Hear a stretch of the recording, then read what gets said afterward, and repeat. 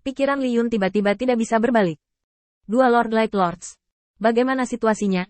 Apakah kamu benar-benar yakin bahwa aku yang kamu lihat sekarang adalah aku? Pemandangan di depanku berubah lagi.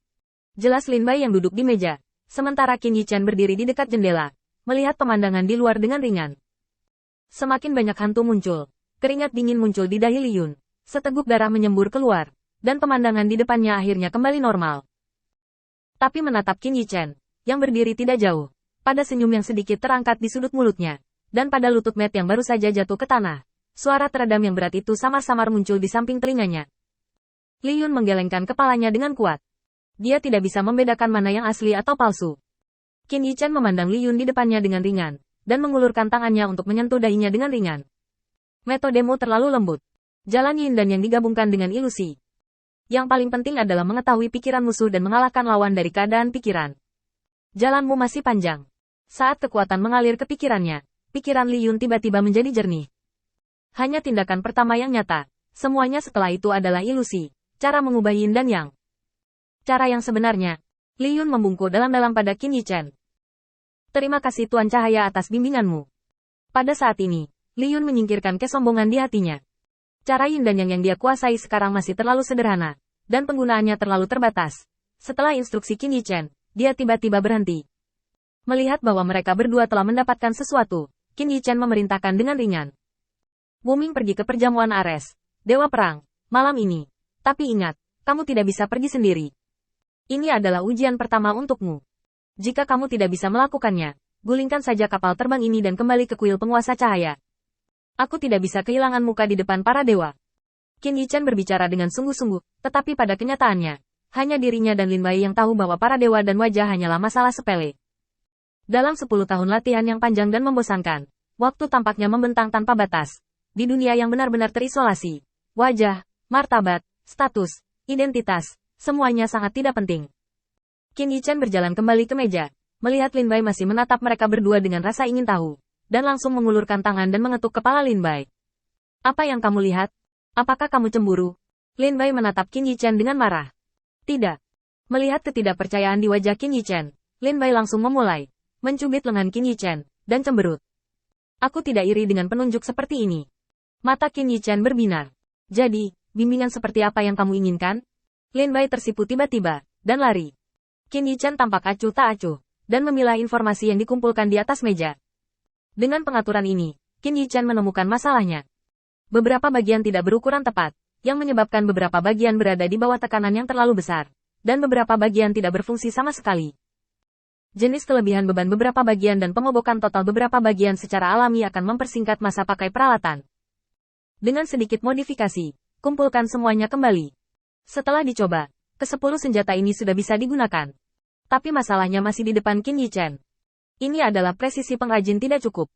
Dan betapa rendahnya status pengrajin di dunia ini, terlihat dengan mata telanjang. Orang-orang berstatus rendah ini tidak memiliki banyak kesempatan untuk berlatih kultivasi. Dengan akurasi yang dapat dilihat dengan mata telanjang, kumpulan peralatan di tangan mereka sudah menjadi batasnya. Qin Yichen mengetuk kepalanya, memikirkan tindakan balasan. Lin Bai, jangan tinggal di luar. Panggil Ares dan katakan ini masalah membahas peralatan. Dengan keengganan Lin Bai untuk setuju, ruangan itu kembali sunyi. Berkat kemampuan persepsi yang ditinggalkan Qin Yichen, Matt dengan jelas mencatat bagaimana kekuatan Qin Yichen bekerja di tubuhnya. Baru pada saat inilah Matt mengerti bahwa kemampuan untuk merasakan bahwa Lord Light memberinya bukan untuk dia nikmati. Dengan kata lain, kenikmatan hanyalah bagian yang sepele. Yang terpenting adalah dia bisa mempelajari trik orang lain dan cara menghadapinya dari kekuatan yang dia rasakan. Ini adalah jalan yang bisa membuatnya jauh lebih kuat di bawah kekuatan fisik yang terbatas. Tubuh baja biasa, tidak ada persepsi, bahkan jika lengannya patah. Dan dia benar-benar berbeda, dapat dengan jelas memahami segalanya, dan dapat memahami metode ofensif lawan. Matt memejamkan mata dan mengingat tindakan Qin Yichen lagi dan lagi di benaknya, tidak melepaskan setiap detail. Setelah berpikir bola-balik, Matt akhirnya menemukan beberapa petunjuk. Tinju itu bukan yang pertama mengenainya, tapi yang kedua. Yang pertama menembus ke dalam tubuh adalah energi spiritual. Aura berputar, dan aura menutupi kepalan tangan. Matt segera menyadari. Kekuatan tubuh fisik memiliki batas atas, dan begitu juga tubuh logamnya. Metode yang digunakan Qin Yichen untuk menembus batas atas kekuatan fisik persis seperti metode yang dia gunakan untuk menembus batas atas tubuh logamnya.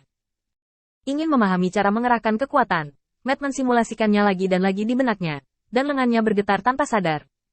Li Yun di samping tetap diam. Dia masih tidak bisa mengerti seberapa pintar metode yang diajarkan Qin Yichen padanya, jadi dia sedikit gugup untuk sementara waktu. Dari kata-kata Qin Yichen berulang kali, saya ingin mengetahui informasi kuncinya. Qin Yichen hanya melirik dua orang yang berkonsentrasi pada kultivasi, dan tidak banyak bicara, hanya menggelengkan kepalanya dengan ringan. Masih terlalu muda.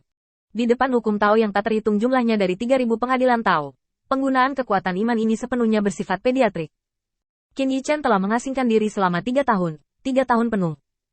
Baru kemudian hukum Tao dari 3.000 pengadilan Tao dan aturan dunia di dunia ini, kekuatan kepercayaan, sepenuhnya terkait.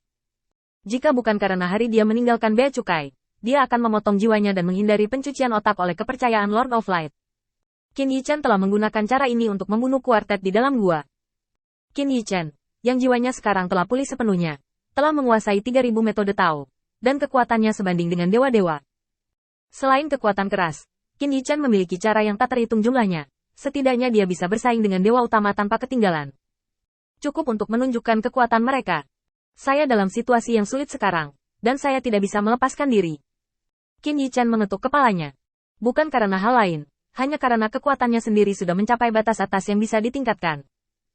Kombinasi dari 3.000 latihan pengadilan Dao, kekuatan kepercayaan, dan aturan dunia sudah merupakan satu-satunya cara peningkatan yang dapat dia pikirkan saat ini, dan dia ingin melangkah lebih jauh dengan kekuatan. Mulailah dengan ketuhanan yang Anda miliki, dan pahami secara menyeluruh asal-usul kekuatan iman, sehingga dapat memahami hukum dunia yang unik di dunia ini. Ini adalah langkah Qin Yichen selanjutnya untuk meningkatkan kekuatannya. Namun, proses ini membutuhkan akumulasi yang lama. Ayolah, ini benar-benar merepotkan. Qin Yichen menghela nafas panjang, berdiri, dan melihat keluar jendela. 3 orang harus memiliki guru saya. Zeus, saya harap Anda dapat memberi saya beberapa demonstrasi yang baik, sehingga saya dapat memahami aturan dunia ini. Qin Yichen tersenyum ringan. Dalam jebakan ini, siapa yang menjadi umpan dan siapa yang menjadi mangsa sangat sulit untuk dikatakan,